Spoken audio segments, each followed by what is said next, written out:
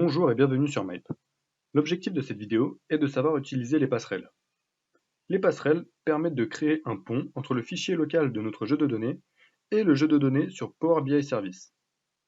Ainsi, lorsque le jeu de données sur notre fichier local sera actualisé, les valeurs sur Power BI Service le seront également. La mise en place d'une passerelle peut être nécessaire lorsque l'on accède à des sources en local ou en cloud privé. Les bases de données Microsoft Azure sont en cloud et en direct query, donc elles n'ont pas besoin de passerelle ni même d'être actualisées.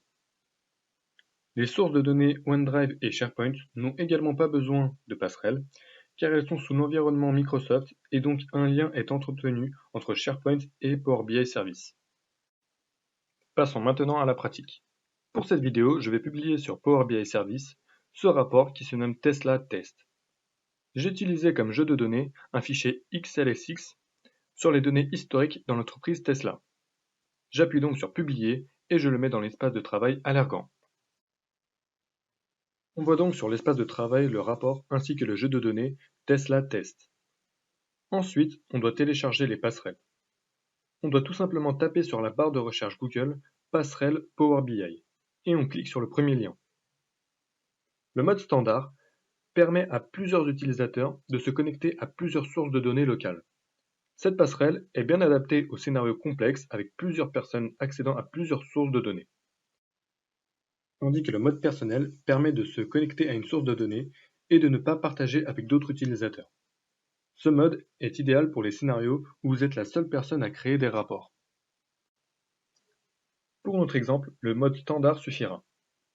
Une fois ce mode téléchargé, on va sur le jeu de données de notre rapport et on clique sur Planifier l'actualisation. Ensuite, on déroule Connexion à la passerelle. Je clique sur la petite flèche de mon cluster Arthur Gateway et je clique sur Ajouter une passerelle. Je définis le nom de la passerelle, donc Tesla Test Source. Le type de fichier est bien File et je mets le chemin d'accès de ma base de données.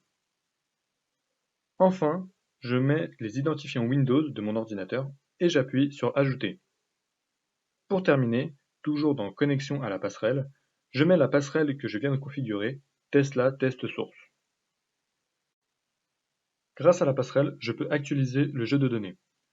Maintenant, je vais faire un test. Je vais modifier la première valeur de ma colonne d'intérêt dans mon fichier Excel. À la place de la première valeur, je mets 64. Il faut ensuite actualiser le jeu de données, mais aussi actualiser le rapport. Ainsi, on voit bien que la première valeur est 64 sur le rapport. Cela montre le pont entre le fichier Excel et le rapport sur Power BI Service. Merci d'avoir regardé la vidéo, à la prochaine.